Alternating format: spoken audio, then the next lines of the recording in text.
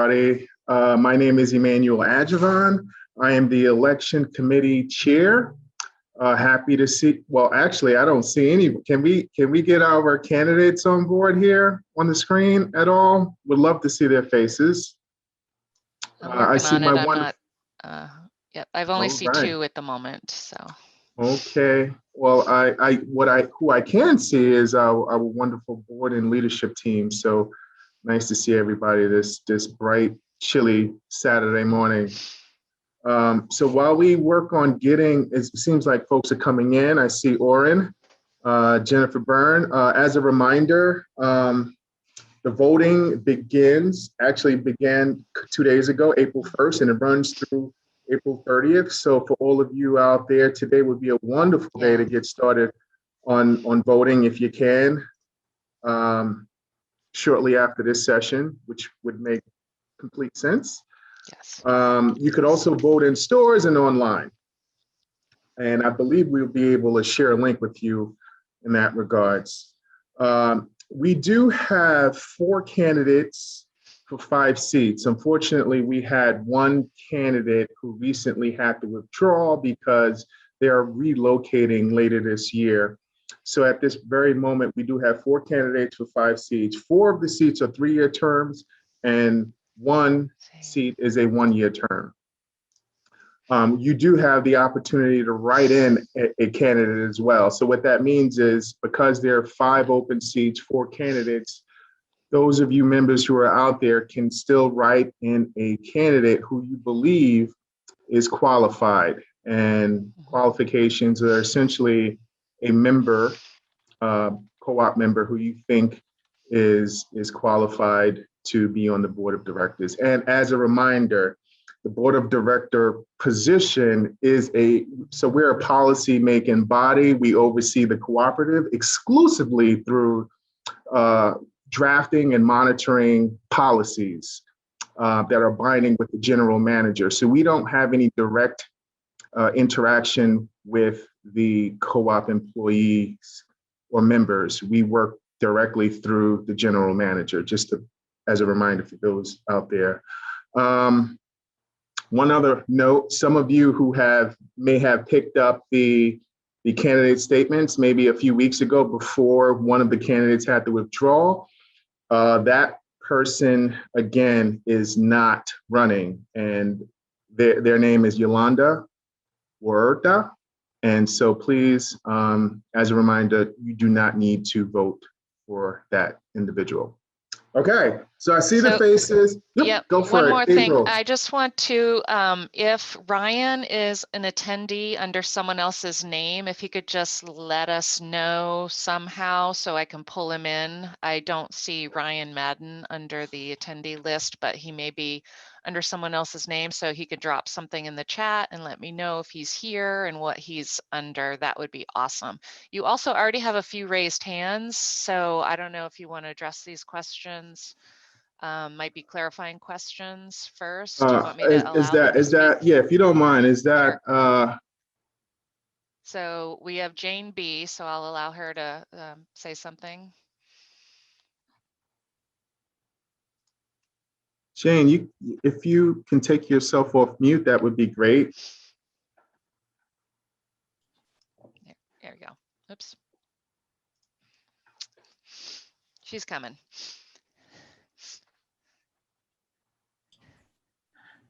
I'd accidentally left the hand up. I didn't have my hand up. Okay. That's okay. No worries. How you doing, Jane? Great. Good morning. Okay, I'm going to move to Liz now. See if she's got something to say.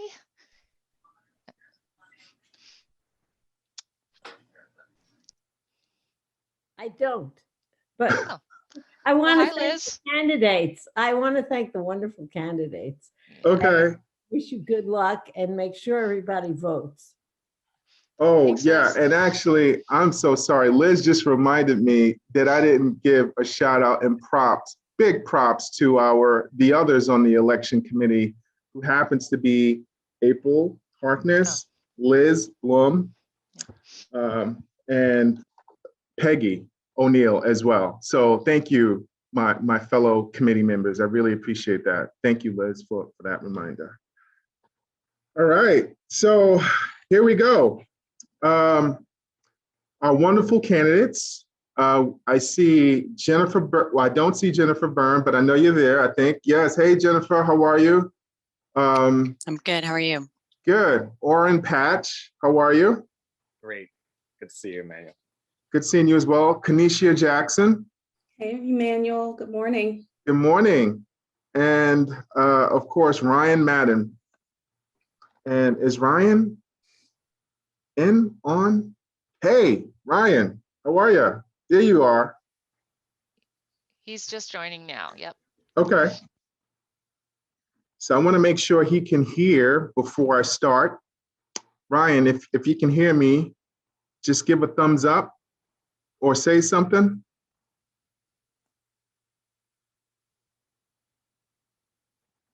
Not sure if you can hear me, but hey, there you go.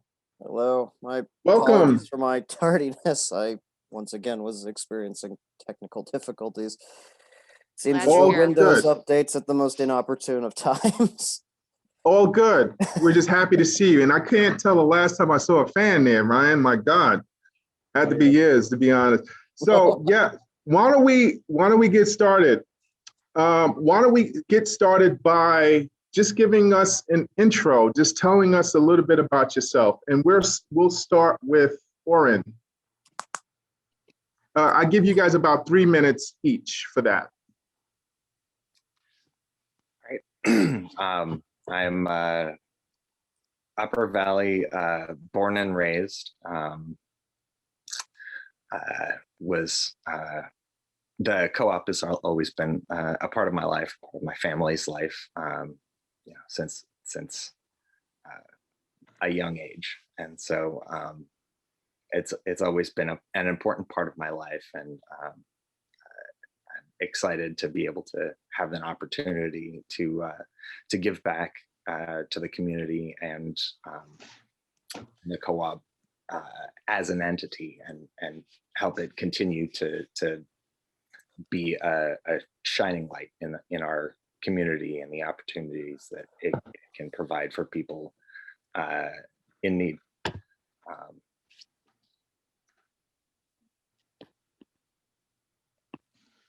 Awesome. Yeah, thank you, Orrin. Appreciate that. Kanisha? Thank you, Emmanuel. Good morning. So my name is Kanisha Jackson, but friends call me CJ, so you can call me CJ. I am originally from St. Louis, Missouri, and moved here a little over 2 years ago to attend Vermont Law School. So this is my second year. I'm happy about that because I can see the light at the end of the tunnel. I have a 12-year-old daughter. She attends Crossroads Academy, and she has many friends and keeps me very busy. So she keeps me on my toes, which is a great thing. I am super excited to run for this position. The first time I stepped foot in the co-op here, I knew it was a special place. And call me a dork, but I get super excited every time I go into the co-op and I see all the shelves, and I just want to look at everything, and I'm like a kid in a candy store. So, I mean, I know how special it is. My daughter, she's just like, Mom, what is wrong with you? You have to be the only person who gets excited about going to the market. But I just know it feels so warm, and it's like home. So I know how important it is for the community. So just a little bit more about myself. I worked in corporate, a big company for years, and I decided to leave my career and pursue a career in law school, and or pursue law school. And the reason why I wanted to do that is because I am really interested in developing in underserved communities. So, and I come from an area where it's pretty economically depressed. And so where that ties in with the co-op is we didn't always have, or where I grew up, I didn't have a place to go to where we can find fresh food, fresh fruits and all of that. And so coming here was a real experience and a treat for me because, I know that having access to healthy options, great food, having people involved, that's so important. So it's just a real honor and a privilege to be able to run for this position. I definitely look forward to one day meeting people in person when the pandemic passes. And if you ever see me out, just please wave hi if you can see me with my mask on. Yeah, thank you. Thank you for that, CJ. Jennifer. Great. Can you hear me all right? I've got these headphones on. Okay. My name's Jennifer Byrne. I moved to the Upper Valley about 4 years ago. A master's program in environmental law and policy, and wound up sending my daughter as well to Crossroads, and moved out to Lyme. And now she attends the Lyme Elementary School.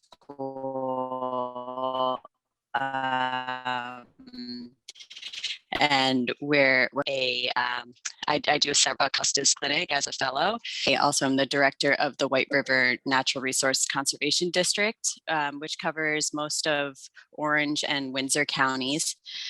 So we're based out of White River Junction, and we provide conservation technical assistance to farmers, foresters, landowners, connecting people with state and federal and private funding for conservation practices mostly on farms for us, but we can also work with towns and homeowners, landowners. So that's a little bit about me. I'm certainly interested in food and, the sort of other side of the food system. Most of my education and career has been focused in agriculture.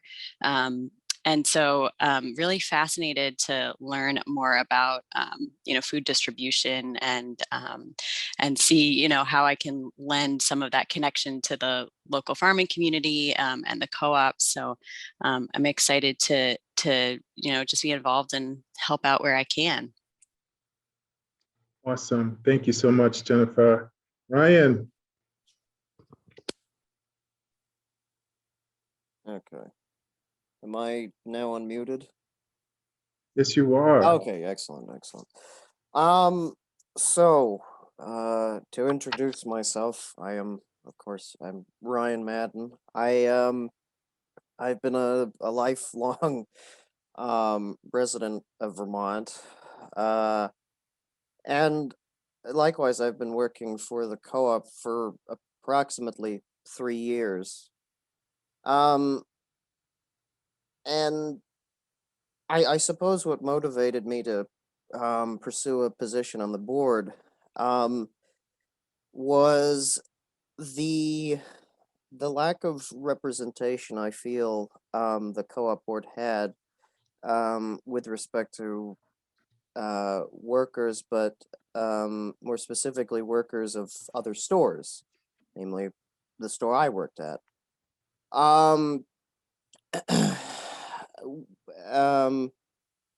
So I spoke with my coworkers and colleagues and asked them if it would be appropriate for me to pursue such a position, and they enthusiastically encouraged me, along with other friends and members of the co-op. So hopefully I can function as a suitable representative for them, for my coworkers, for the excuse me, the members I represent, and others. Awesome. Thank you, Ryan. You are as cool as a fan. I got to tell you that. I don't know that. Is the fan audible? No. Oh, okay. No, not at all. All right, so moving right along on that note, I just want to give a reminder to the members that are out there that you will have an opportunity to ask questions that you can input in the Q&A box. I am going to ask a general question to all of the candidates, and after that point, there are additional questions, but if there are any members that do have any questions, we would be more than happy to ask. So the next question for all of you candidates, one at a time, I'll give you guys about a minute each to answer this question. And if you need a little more than a minute, that's perfectly fine. Why did you decide to run, and what do you plan to achieve by working with the board and our general manager?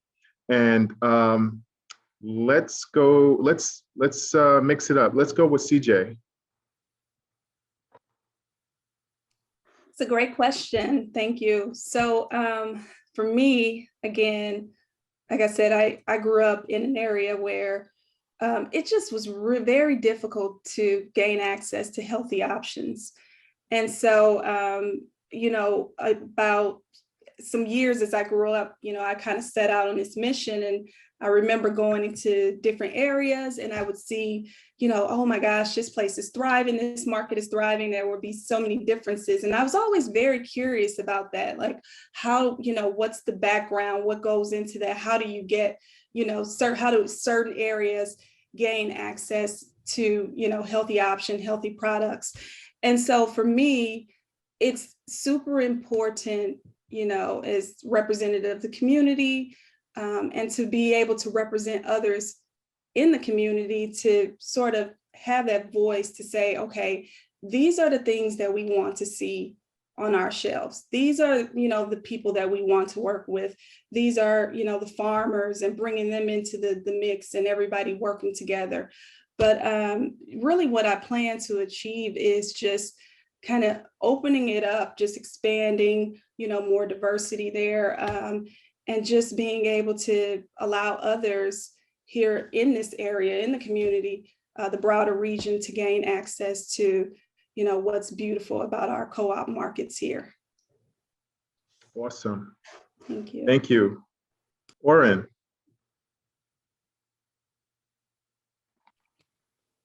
Hi. So why I decided to run, because there was an opportunity, and I've been more involved in my town politics, and I saw this opportunity, and having the co-op been a part of my life for so long, I felt like it was my turn to step up. You know, I know a lot of people who have served on the board and who have done some wonderful things. And what I hope to achieve in learning more about what the board can do, has the opportunity to do in increasing equity across our, you know, entire community, providing healthy food opportunities, and even affordable housing is something that we work on as a co-op for our community, and that there are impacts that we can have on the environment, and you know, as we go forward, there are things that we can do to be more mindful and intentional about how we operate the co-op and grow the co-op. Sweet. Thank you, Oren. Ryan. Okay, there we go. So as aforementioned, what motivated me to be a board member candidate was the belief that the employees of the co-op were perhaps underrepresented, that their grievances perhaps were not sufficiently addressed or acknowledged, and the day-to-day problems were being overlooked, or there was no system of communication that existed where said issues could be known to or could be relayed to the board. Uh, as a result, I thought that perhaps I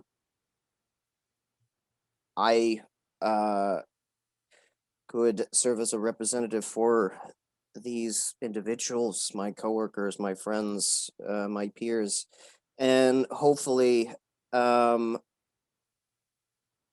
board could establish systems that would address these problems, these everyday issues, and that would put us in a better position to resolve them. You know, a precondition to solving a problem is knowing it exists. And that is in essence what I wish to achieve if I'm, when I if I become a board member. Thank you, Ryan. Oh, you're welcome. Jennifer. Yep, Jennifer. Thank you. I really appreciate hearing from the other candidates here, and Ryan, your willingness to step up and, you know, be a link to the voice of the workers and the employees. I admire that a lot. So thank you for running. My main interest, as I said, is you know, in the food system side of things, the agriculture connections to farmers, you know, regional food system approach. So interested in learning about you know, what the co-op already does, and then, you know, and thinking also about sustainability. I care pretty deeply about reducing our dependency on single-use plastic. And so I would love to, you know, just explore what that means when we talk about, you know, implementing that across food systems and the costs associated and everything. So those are some things that the reasons why I'm interested in serving on the board. Lovely. And Thank you, Jennifer. It seems like we have some questions coming in from the members. So April, can you please assist with that? Yeah, absolutely. So the first one came in and it is directed to Ryan. Since Ryan indicated he's stepping forward as a representative of the employees of the store he works at, what will he do in a situation where the interests of the member owners conflict with the interests of the employees? Interesting. Well, that is a fundamental issue. It is interesting that the co-op bylaws differentiate non-employee members from employee members, though there is a sort of elsewhere in the text a universal language referring to people collectively as just members.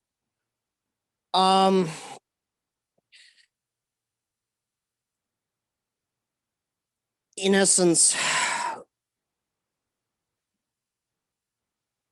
I would want to achieve, you know, some balance, you know, not privilege one group over the other, in either respect. Though I currently believe that the members, the employee members, have been sort of sidelined, marginalized. So I guess to summarize, I don't, I would not want the co-op employees' interest to override the interest of non-employee members. I simply want sort of equal representation for either groups. Hopefully that satisfactorily answers the question. Thanks. Then we have a question for Mr. Pack, asking a little bit more about what you do for a living, what qualifications do you feel you have to be on the board and a suitable fiduciary for an $85 million a year business? Sure. Well, I'll start with the first part. I've been a goldsmith for 25 years. I own my own jewelry business, and that's what I do. I'm also a parent. I have a 7-year-old who is doing an incredibly good job of playing quietly on his own right now. But my business experience isn't what qualifies me as a board member. The board doesn't run the $85 million a year business. That's the general manager's job. The board has one employee, and that's the general manager.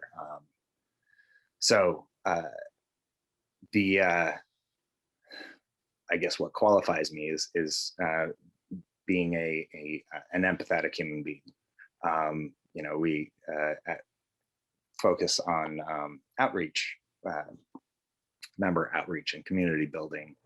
And as a member of several different boards, both professionally and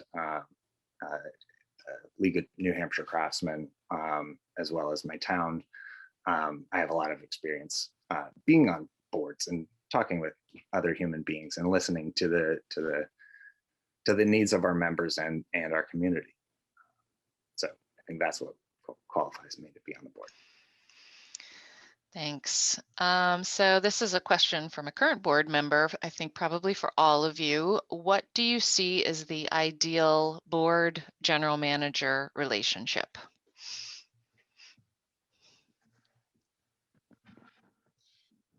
That I actually, Jessica, Yep. would you like to take a shot at that one? Would I? No, this would- is a question for the candidates from a current board member. So it's for all the sorry, candidates. sorry, my Yeah. my That's apologies. okay. I thought it was For a board yes. member, Yep. yeah. Yep. Go No, for so it. what do you see as the ideal board general manager relationship? And I guess I can go around. I'll start with CJ. Sure. So I see it that of a partnership. Individuals working together to solve complex problems, but also, really taking the time to listen, to understand each other, and to, really work on behalf of the community to push those goals forward. So, I see a cooperative relationship, but yet I do know that there are some things that get very hairy and thick at times.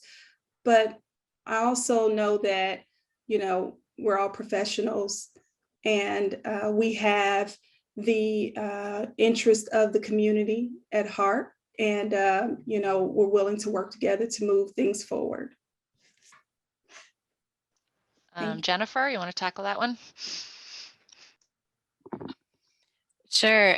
It's interesting because I was just reflecting on my own job, and in that situation, I'm sort of and I'm really curious about serving in this role because it's such a well-established, it's a fully fleshed out board with, as you say, handling large amounts of money and a huge operation.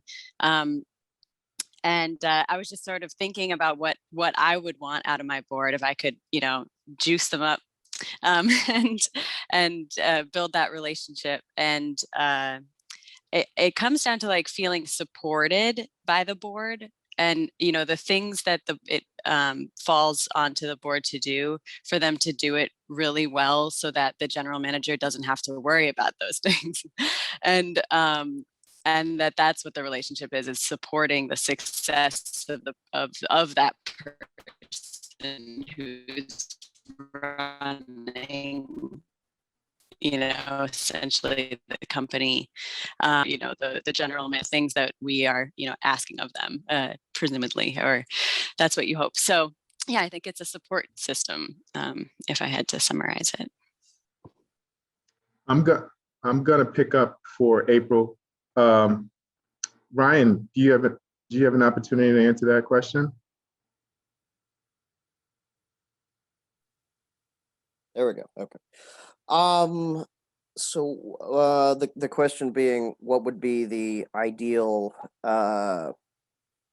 general manager relationship to the board? Yes. Well, I suppose my conception of that kind of relationship would be sort of a deliberative, equal one where problems that arise can be identified and resolved quickly without being hampered by say bureaucracy, by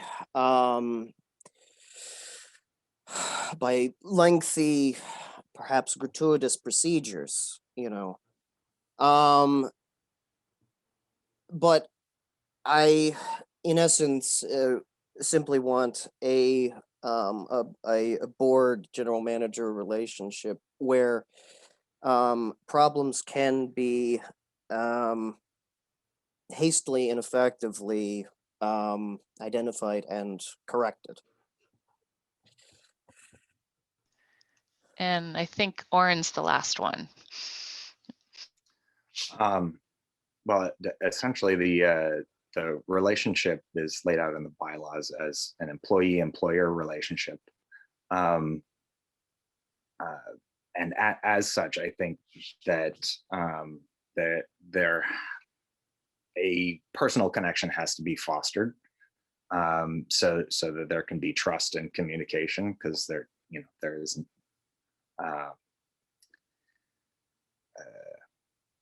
we're not in constant contact. We have board meetings once a month, and so we have to be able to trust the reports that we get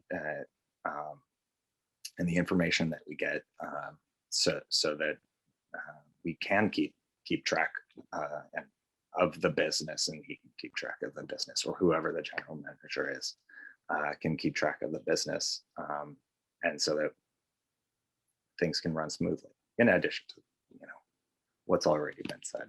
But yeah. Thank you for that. We do have a few more questions. So we're going to limit the time to 1 minute in these responses. So next question that came up from Eric DeLuca, and this is for all of the candidates. What is the board's relationship with member owners, and how does that relationship work in practice? Let's start with CJ. Yeah, so that's a really good question. And I sort of think about that too when I'm at the co-op, or I'm there shopping. Ultimately,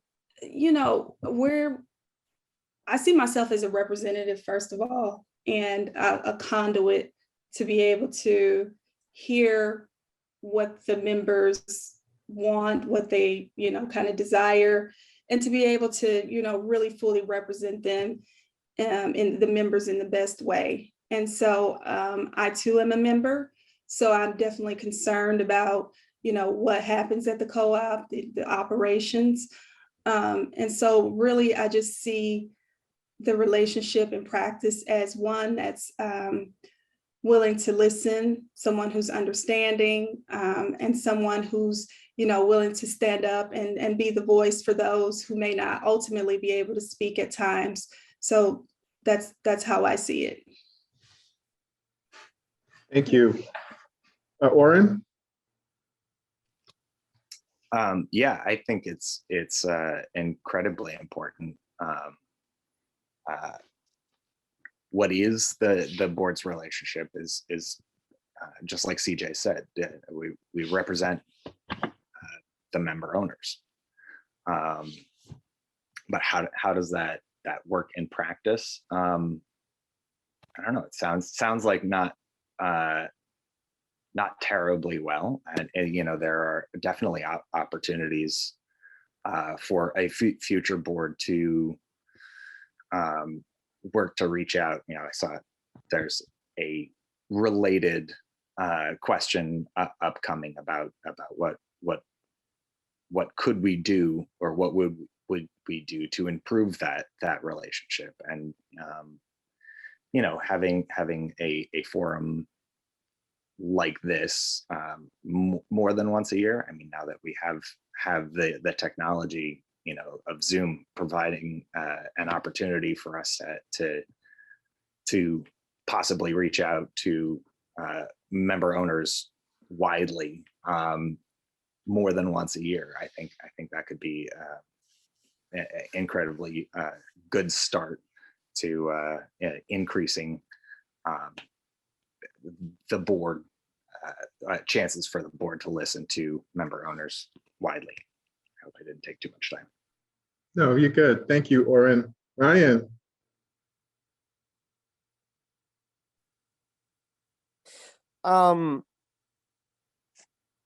My apologies, but could the specific question be repeated? Oh, sure, absolutely. For all candidates, what is the board's relationship with member owners, and how does that relationship work in practice? Okay, so the sort of de facto relationship, not ideally. Okay, interesting. Well, as a worker, I always encounter board excuse me, non-employee members, and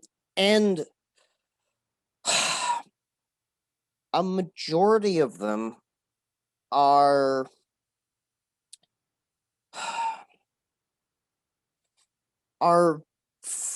well, they're frankly unaware of the fact that they are owners in the company. That's not to say that they haven't been informed of this; they have simply perhaps forgotten. Consequently, and I think statistical information corroborates this, there is a fairly low non-employee member participation currently. So the ramifications of that are the desires and the demands of this group are being, unsatisfied, and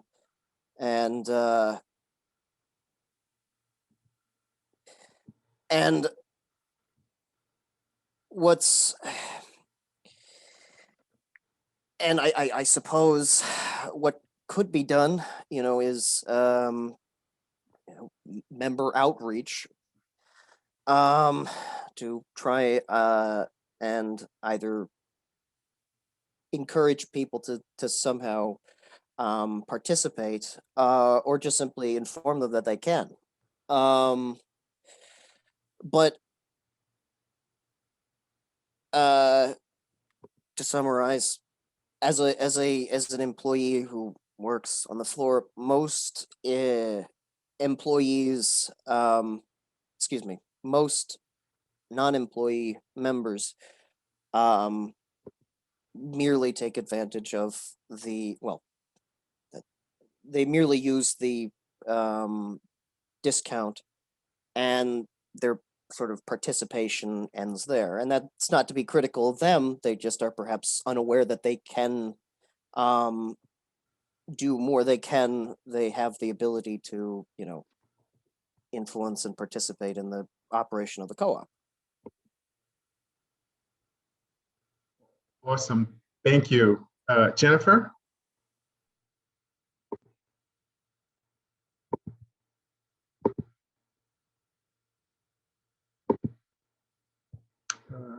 Let's see.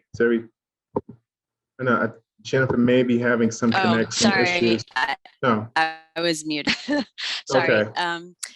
Yeah, I once again feel really lucky to go after Ryan, because hearing from him about his actual experiences, what will, help to inform someone like me, who I'm coming into this, without any existing relationships within the co-op. Don't know too much about what's going on, although I get a little bit from like the introductions here. But, I think having the communication, it's like this little crux of democracy that's really fascinating to me. Like, how are you actually a representative of a group of people, just first step, basic step, and how to, get what the best ideas, out of everybody and be able to use them. Thank you. Thank you. Okay. Let's see what we have next. This one is from Harrison Drinkwater, who's thanking all of you candidates. And it's for each of you. If you have belonged to other co-op businesses, could you describe how the experience might inform you being a director of the Hanover Co-op? Let's start with Ryan. I have not served or been affiliated with any cooperative business organization before now. Hence, I would not be influenced in that manner. Okay. Thank you. Jennifer? No, this is my first real experience being a member of a co-op. I've been in, many, but not as a member. Thank you. Oren? Yeah, same. I've never served on a board, served on several boards, but never on the board of a co-op. Okay, and CJ? I, like the others, this is my first time as well, but uh-oh, is it picking up my voice? Okay, I can tell you, I've never served on the board, but I have shopped at many other co-ops. And I mean, like I said, I know how special our co-op is in the Upper Valley. And so I think for me, it's just about ensuring that the quality remains there and that there's a certain standard. So no experience, but that's my little piece.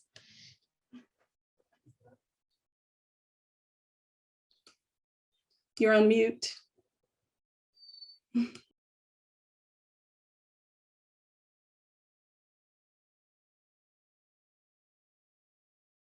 Sorry, why don't we continue with you, CJ? And the next question comes from one of our committee members who's asking, what committee would you consider serving on? Yeah, so I've been thinking about this a lot, actually. So first of all, let me just say this. I will go wherever I'm needed, for sure. But so I have 3 committees in mind. So I'm looking at the bylaws, the member linkage committee, and the governance committee. So those particular ones, those subcommittees interest me, but I'll go anywhere. Thank you. Okay, thank you. Oren? Yeah, sort of same. I'll serve anywhere. Yeah, governance does sound interesting, and and but yeah, I don't necessarily have a preference right now. All right, thank you, Oren. Ryan?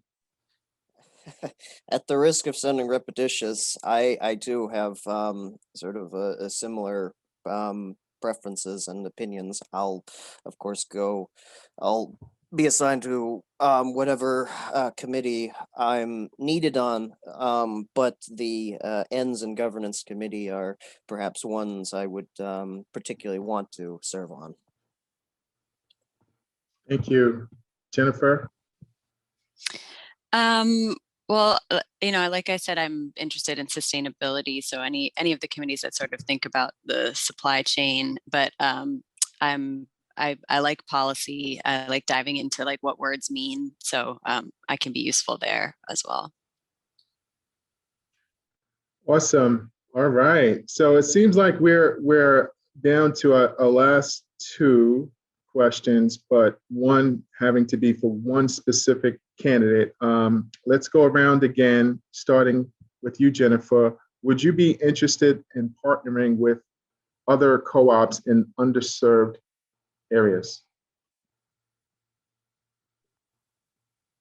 Yeah, absolutely. It brings to mind like the little that I know about what the co-op already does and the types of relationships it has and seemingly all over the world. So I'd love to know how that can be, developed and build relationships like that.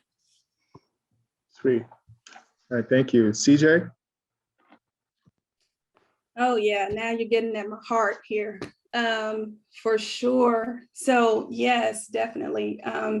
This right here, like I said, we have something special and we have to maybe think about, spreading all of this wonderful, all of this to other parts of different communities, underserved communities. I mean, yes, if people in the community are interested in such an initiative, I would definitely champion it and help out in any way I can. So for sure. Thank you. And I do, if you don't mind, CJ, while we're on it, would you consider being on the DEI committee? Wherever I'm needed, Emmanuel. Okay. Yes. Okay, so that takes care of that question. We're back to the previous question. Oren, if you don't mind. I don't.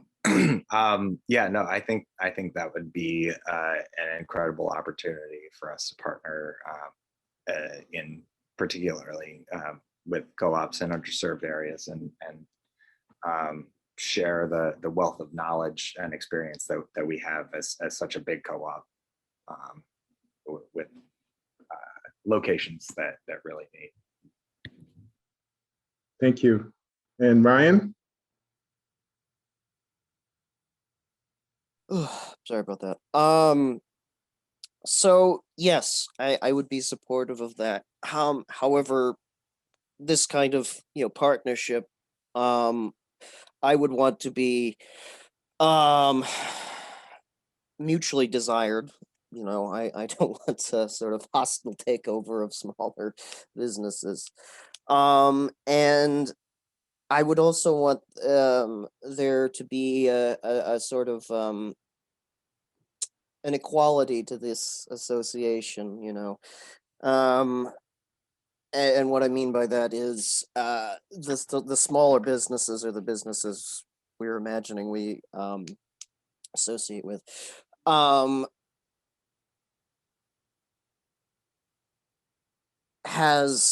Still has say in its own operation, but indeed we can provide necessary assistance and resources and vice versa.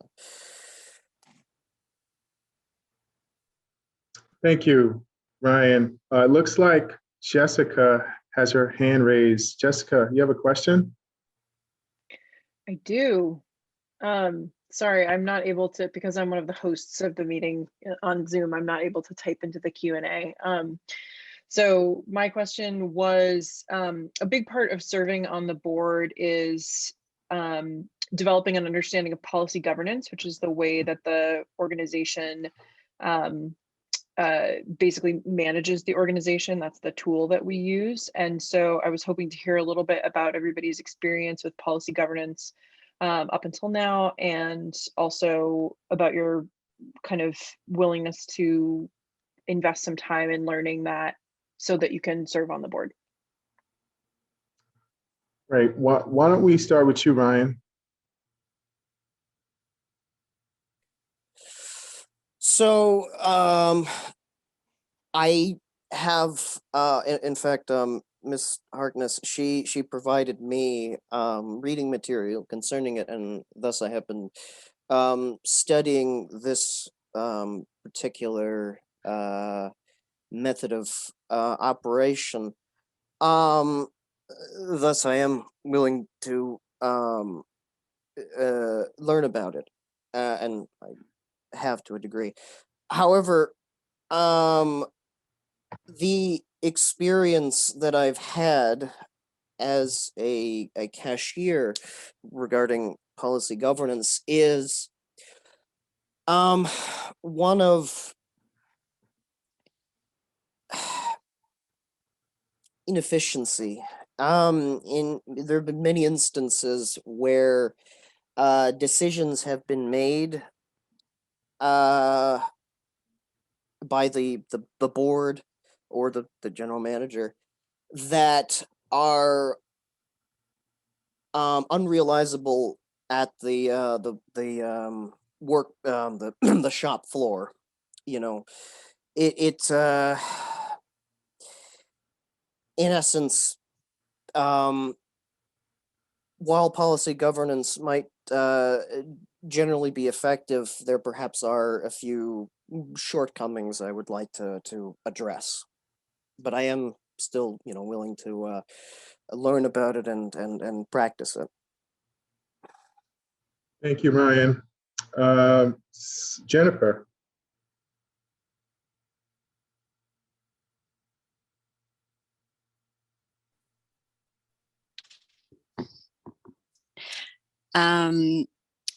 Yeah, I like I said, love policy governance stuff, thinking about policy. Well, maybe less the governance, that as far as my experience, I definitely have done a lot of studying of policies, writing of some, and then implementing them within my board structure, but from the management side. And I guess what I take away from it is it all kind of comes from a similar place. Like there's a reason there's boilerplate language. And so reading it and reading more of it, it builds on knowledge that you already have, and I'm excited for it. So that's, if that answers the question of, are you willing to learn new policies? Yes. Okay, thank you. CJ. Yeah, thank you, Jessica, for asking that question. So I briefly mentioned that I worked for a large corporation for years, for about 10 years. And while there, I specifically worked in finance, particularly the supply chain department. And what I had to do there was write a lot of policy and procedure, because my department was a new organization within the company. So I dealt with a lot of policy, procedure, writing, and authoring, the structure of it. And so am I willing to learn? Yes, I saw April. She said she has policy governance books for all of us. So I'm definitely excited to dig into it, to learn more. But that is my experience. And then, attending VLS, I serve on our diversity committee. So a part of that, there is some policy and procedure writing there as well. Thank you. And Oren? Yeah, I think it's going to be, I am excited to learn more about policy governance. I think it is a unique way of running things, and it makes a lot of sense to me. What I've read so far about how it operates, and really looking forward to the training that will be provided to us as candidates that the board has decided to provide for us to get us up to speed in anticipation of if we get elected, so that we are up to speed with policy governance operations by the time we would potentially start our first meeting, so that there's a much shorter learning curve. Thank you, Oren. So we have time for one more question, but have no fear. There will still be an opportunity for you to email us any questions that you have at elections@coopfoodstore.com. But for the purposes of this meeting and the time, we have one question left from Rosemary, who asks, connecting with member owners has always been a challenge for the board. What ideas might you have regarding how we could improve our awareness of what our members want from this co-op? And why don't we start with Jennifer? Oh, I love this question. I am really interested in how to increase meaningful participation of all people in governance structures. And I think that we do have a real opportunity with technology. It was said before, not just Zoom, but the fact that phones are in our pockets. So to increase opportunities for member engagement around certain decision making processes, I think there's a lot of opportunity looking into different ways to get quick feedback from the membership community is one idea, but I'm excited to think about this more. Thank you. Ryan? Okay, there we go. So how do we improve member engagement? That's the question. Well, I do feel that the technological suggestions do have merit, but perhaps we could, in addition, directly speak to members. I've had numerous interactions with non-employee members whom I've cashed out, and they have suggested ideas, expressed to me what products they might like to purchase from us, and they have also opine about the co-op itself, So perhaps we can sort of synthesize both of these suggestions, have a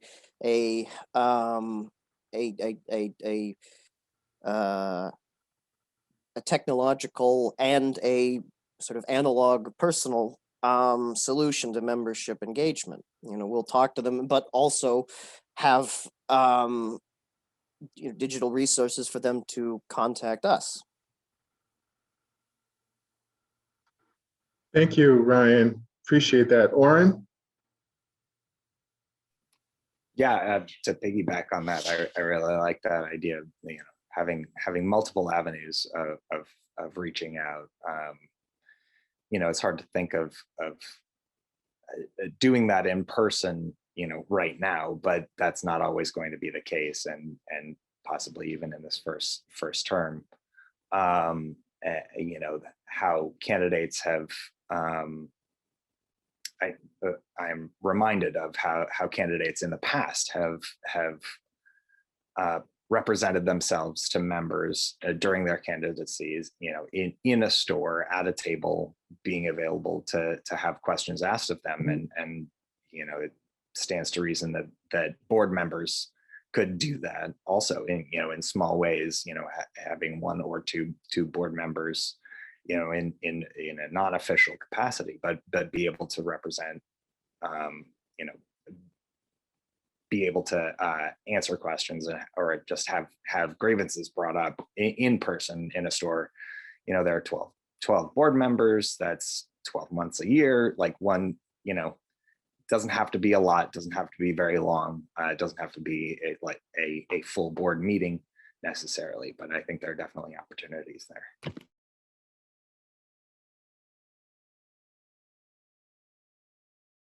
Thank you, Oren. And CJ. Yeah, so I definitely agree with a cohort here in utilizing technology. I mean, we can't understate that because it's definitely important, especially during these times. But when I think about it, I think about some of the things we can do outside of technology. So for example, building relationships is super important and making ourselves available as much as we can, considering the pandemic. But even if it's just volunteering, just to say, deliver food or stand at the co-op and be that person who hands the members the food, but just really having as much contact as possible, whether it's just, hey, it's a phone call, it's an email, an open door policy, but just really making ourselves available in that regard. I know people kind of hate the surveys, but I mean, if you make them more targeted, you put really the information out there that really gets to the crux of the issue. I think that's one way. And then I'm all about the kiddos, having a child myself. So creating, opportunities where we can hear from the youth, setting that up. So those are some of the things that I think about. But it is very challenging during this time, but we persevere. Thank you. Thank you. And that brings this session to an end. I just want to thank all of you candidates for taking the time to answer these questions, carefully thought out questions, and the members for asking these questions as well, and for overall participating in today's annual meeting. This was exciting on a Saturday morning. There's still an opportunity to ask additional questions. I believe April had shared a link with the emails. We'll be sure to respond. I just want to remind everybody before I turn it back over to Jessica that there's no better time to vote than like right now, right after this session. So if you have the time, please do so. It's very important. We need to have a minimum of 500 votes in order for them to count. So please, that would be greatly appreciated. And once again, thank you everyone for participating. Jessica. Thank you very much. Thank you, Emmanuel. And thank you very much to all of our candidates for your participation this morning. We really appreciate it and for your willingness to serve. All right, I think that's it. April, any mop up we need to do, or are we good? Okay. All right. Thank you all very much. Thanks, everybody. Bye-bye. Bye. Thank you.